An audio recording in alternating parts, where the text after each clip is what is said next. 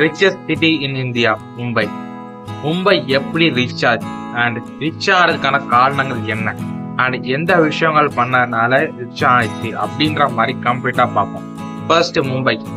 எதனால மும்பை வந்து financial capital of இந்தியான்னு சொல்றோம் அப்படின்னா, ஃபர்ஸ்ட் 1950s அந்த காலகட்டத்தில் ஸ்டாக் மார்க்கெட் ஆகட்டும், அதுக்கு முன்னாடியே வந்து நிறைய ஸ்டாக் மார்க்கெட் ரிலேட்டடான விஷயங்கள் ஆகட்டும் எல்லாம் மும்பைல இருக்கு. எதனால மும்பைல இருந்துச்சு அப்படின்னா, ஜியோகிராபிக்கல் விஷயத்த பார்ப்போம் அப்படின்னா, ஃபர்ஸ்ட் ஹார்பர்.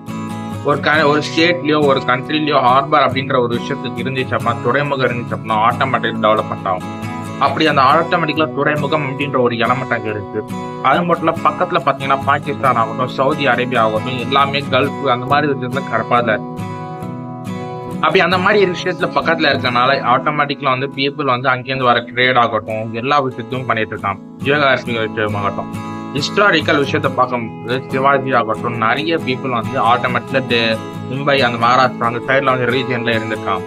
அப்படி அந்த விஷயங்கள் பண்றதாகட்டும், ஆல்ரெடி வந்து ஒரு கிங்கா இருக்கிறனால ஒரு கேபிட்டலா இருக்கனால அப்படியே ஒரு விஷயங்கள் போயிட்டு இருக்கு. இன்னொரு விஷயம் முக்கியமான அப்படின்னா, பினான்சியல் கேபிட்டலா எப்படி மாறிச்சு.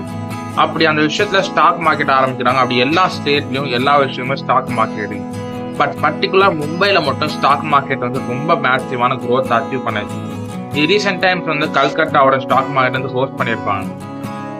செகண்ட் ஓல்டஸ்டா இருக்கும். பட் ஆனா அந்த டைம்ல வந்து இந்த டைம் ரீசெண்டா வந்து க்ளோஸ் பண்ணியிருப்பாங்க. ஏன் அப்படின்னா அந்த அளவுக்கு வந்து ஸ்டாக் விற்கிறதாகட்டும் அந்த விஷயங்கள்லாம் பண்றது இல்லை அப்படின்ற மாதிரி. 1995 அந்த டைம்ல என்எஸ்சின்னு ஒரு விஷயம் கொண்டு வராங்க. என்எஸ்சி அப்படின்னா பாம்பே ஸ்டாக் எக்ஸ்சேஞ்ச் இருக்க மாதிரி அண்ட் நேஷனல் ஸ்டாக் எக்ஸ்சேஞ்ச் அப்படின்ற மாதிரி டெல்லியில கொண்டு வராங்க.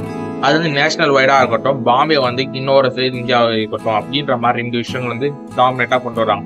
அப்படி 2 விஷயம் கொண்டு வந்த பிறகு மற்ற ஸ்டாக்ஸ் எல்லாமே டவுன் ஆகுது.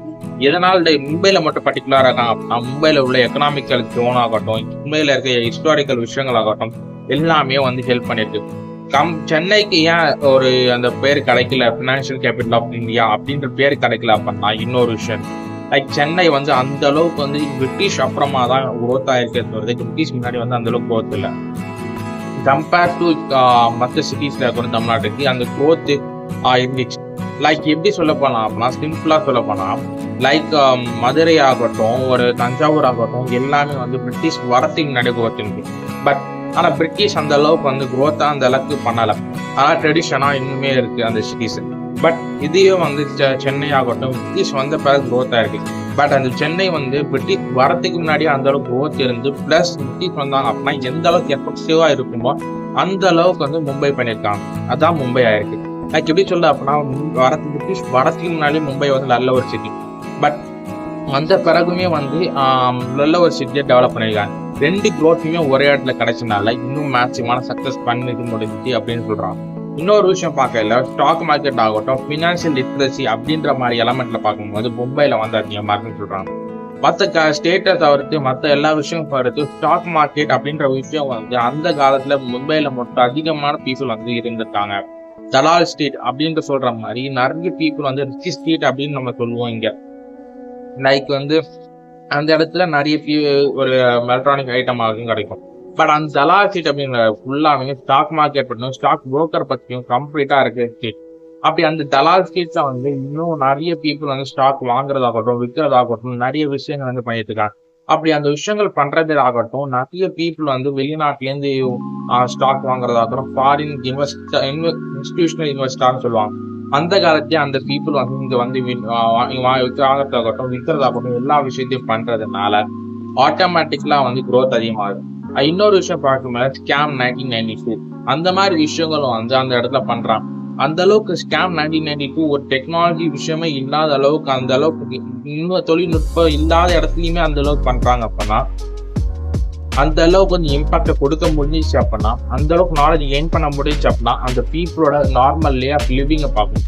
நார்மல் வே ஆஃப் லிவிங்லேயே வந்து அந்த அளவுக்கு வந்து ஸ்டாக்லேயே ஆகட்டும் அந்த விஷயங்கள் ஆகட்டும் ஒரு அப்பர் சைட்ல வந்து பீப்புள் வந்து இன்வால்வ் ஆயிருக்காங்க. அந்த தலால் ஸ்ட்ரீட்ல அந்த அளவுக்கு இன்வால்வ் ஆயிருக்காங்க. இம்ப்ரூவ்மெண்ட் இருக்கு. லைக் எல்லாருமே வந்து ஸ்டாக் மார்க்கெட் அப்படின்ற ஒரு எலமெண்ட்டை வச்சு நான் இம்ப்ரூவ் பண்ணியிருக்காங்க அப்படின்னு சொல்லலாம். அதுக்கப்புறம் எஸ்பிஐ ஆகட்டும் நிறைய ஹெட் குவார்ட்டர்ஸ் வந்து டெல்லியில இல்லாம மும்பைல இருக்கு. ஏன் அப்படின்னா ஒரு பக்கம் ஹார்பர் இருக்கிறதாகட்டும், ஒரு பக்கம் ஸ்டாக் மார்க்கெட் அந்த மாதிரி விஷயங்கள் இருக்காட்டா பார்க்கும். ஒரு பிரிட்டிஷ் பிளஸ் ஆல்ரெடி வந்து ஹெரிட்டேஜாக கல்ச்சுரலாக வந்து ஸ்ட்ரக்சராக இருக்கிறதுனாலும் இதனால வந்து அங்கே இருக்கு. இந்த ரீசன்னால வந்து மும்பை வந்து இம்ப்ரூவ் ஆயிருக்கு. லைக் வந்து கடைசி சொல்ல போனால் வந்து சென்னை வந்து பிரிட்டிஷாக இம்ப்ரூவ் ஆயிடுச்சுன்னு கூட சொல்லலாம். பட் மும்பை அப்படி இல்லை, மும்பை ஆட்டோமேட்டிக்கலி இம்ப்ரூவ் ஆயிருக்கு. பட் பிரிட்டிஷ் பண்ணுறாங்க, 2 விஷயமும் சேர்ந்தனால இம்ப்ரூவ் வேல்யூ ஆயிடுச்சு.